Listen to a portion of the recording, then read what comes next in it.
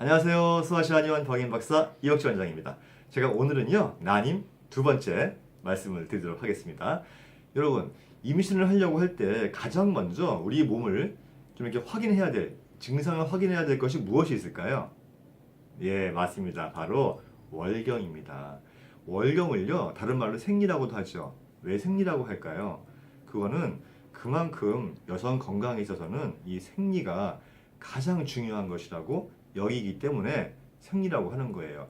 여성 건강의 90% 정도는요 월경 상태가 원활하면 다 해결된다고 할 정도로 굉장히 중요하기 때문에, 역시 난임을 해결하기 위해서는요 생리 상태를 확인하고 이것에 문제가 있다면 이것을 해결하는 것이 가장 빠른 길이라고 할 수가 있어요. 만약에 생리에 문제가 있다고 했을 때 가장 먼저 우리가 생각을 해야 될 게 무엇일까요? 첫 번째는 생리 주기입니다.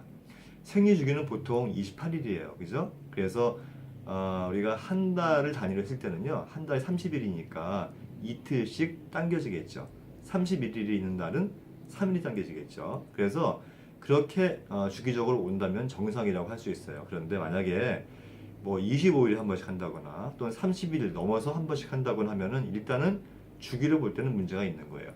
하루 정도 차이가 나는 건 문제가 없는데요. 그렇게 2, 3일 이상 차이가 난다면 어떤 문제가 있다고 생각할 수 있는데, 주기가 길어지잖아요. 이러면 자궁이 좀 냉하고 약하고 이걸 의심할 수 있고요. 주기가 짧아지면 자궁에 열이 있거나 실하거나 이런 거를 의심할 수가 있어요. 하지만 이 날짜가 짧거나 길더라도 항상 일정하게 그런 상태를 유지하고 있으면서 또 전문 한의사 진단에 의해서 봤을 때 자궁에 문제가 없다고 한다면 그것도 큰 문제는 아니에요. 하지만 일단 확인을 해봐야 한다는 것입니다. 그런데 이 주기를 봤을 때 정작 정말 중요한 거는요, 길게 온다, 짧게 온다 이거보다는 들쑥날쑥한 거예요.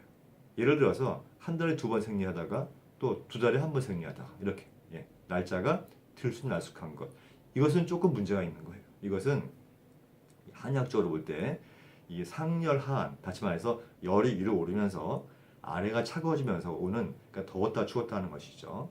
그러면서 더울 때는 빨리 왔다가 추울 때는 늦게 왔다가 이렇게 반복을 하는 건데, 이것은 병리 현상이에요. 반드시 빨리 치료를 해야만 임신을 쉽게 할 수 있는 것입니다. 두 번째는요, 생리혈의 색깔이에요. 색깔은 가장 좋은 게 밝은 붉은 빛이에요. 이게 제일 좋은 색깔이거든요. 근데 만약에 뭐 검붉다거나 또는 이 집 있죠. 집을 끓이면 어떻게 돼요? 누런 물이 나오잖아요.